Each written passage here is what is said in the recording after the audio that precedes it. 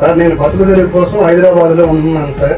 నాకు ఇక్కడ నుంచి రోజు ఫోన్లు వస్తుంది, అందరూ ఇస్తున్నారు, మీ ఇల్లు ఎందుకు ఉంటుంది, తొందరగా ఇల్లు ఇవ్వటం ఏంది, ఈ సంగతి అసలు ఎట్లా అయ్యిందని నేను హైదరాబాద్ వచ్చాను, నుంచి ఇక్కడ వచ్చాను. రోజు వస్తారు, అవతల ఇల్లు కొలుస్తున్నాం, మీ ఇల్లు కూడా వస్తున్నామని ఇది వస్తున్నాం. ఈ కరేడి గ్రామంలో ఎస్సీలు గాని ఎస్టీలు గాని చాలా ఉన్నాయి. ఎవరు కుల మతాలకు అతీతగా ఇప్పుడు కూడా ఒకనాడు కోటేశ్వరరావు అని పిలిచిన లేరు సార్. బావ, అన్న, తమ్ముడు, అదే రకంగా రైతులు మేమందరం కలిసి బతికే రకంగా బతుకుతున్నాం. మా చిన్నప్పటి నుంచి మా నాయనోళ్ళు మా తాతల కాడి నుంచి చూస్తున్నాం.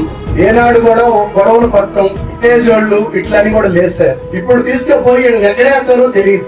నాకు నోటీస్ పంపించారు, నా పొలం ఇవ్వమని, నా ఇల్లు ఇవ్వమని నాకు ఇబ్బంది పెడుతున్నారు. నేను ఇల్లు నా దగ్గర రావద్దని చెప్తే కొంతమంది అంటారు అసలు ఇల్లు నీ పేరునే లేదు, వేరే వాళ్ళ పేరు రాసేసాం, కొంత పెట్టుకున్నాం అంటారు. కష్టపడి ఏదో ఇల్లు కట్టుకుంటే ఈ రోజు ఆ ఇల్లు మీరు గుంజుకోకపోతే మేము ఏం చేయాలి సార్? వివక్ష లేని ఒక సాంఘిక జీవితం ఇక్కడ జీవిస్తున్నారని మీరు చెప్పారు. దానికి గ్రామాన్ని నేను అభినందిస్తూ ఉన్నాను. వరుసలు పెట్టి పిలుచుకుంటాం తప్ప పేర్లు గాని వేరే రకమైనటువంటి తేడాలు గాని ఉండవనేటువంటి అంశాన్ని ఆ ఉద్దేశంతోనే మీరందరూ పట్టుదలగా ఉన్నారు. ఖచ్చితంగా కాపాడుకోవాలనేటువంటి నిబద్ధతో ఉన్నారు. న్యాయ పోరాటం ద్వారా మన భూమిని మనం కాపాడుకునే విధంగా ఐక్యమత్యంగా పోరాడదాం.